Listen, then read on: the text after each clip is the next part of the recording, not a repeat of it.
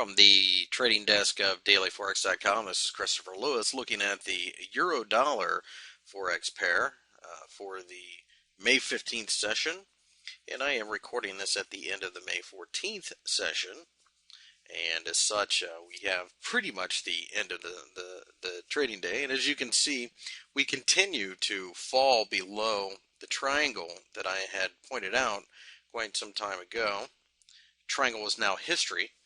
And as a refresher, the triangle measured a roughly 500 pip move.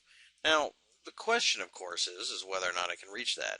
I thoroughly believe that it can, but looking at the charts, one must notice the fact that 126 or so is more than likely going to be supportive. So whether or not we capture those 500 pips, who knows? But you can see that the trend is most decidedly to the downside. The 200-day moving average is definitely sloping negative now. And as we broke out of this triangle, there really left very little doubt. The 129 level has given way, and that was the very bottom, as far as I could tell, of the support level. It looks as if 126 is almost certainly in the cards, and because of that, I want to remain short of this pair, and in fact would consider adding on a break of the lows for the Monday session.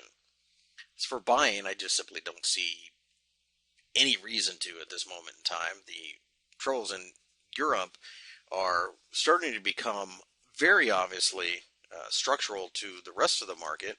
And if you think about it, it makes sense. I mean, how can you have a common currency and one monetary policy in places that are so radically different?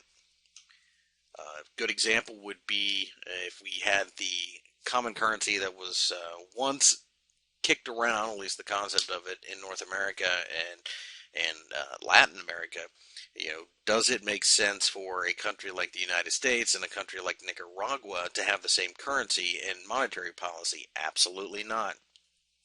It's essentially what we have going on in Europe. Now, having said all of that, this pair could very well bounce, and it probably will at one point or another. Hope does tend to burn eternal with Euro bulls for some reason. But the massive breakdown of the 130 level cannot be overstated. The fact is that if we do bounce, we should find trouble between 129 and 130, and I would be more than comfortable to add to my position on weakness in that area as well. And again, as for buying, I just do not see a scenario where I would be interested.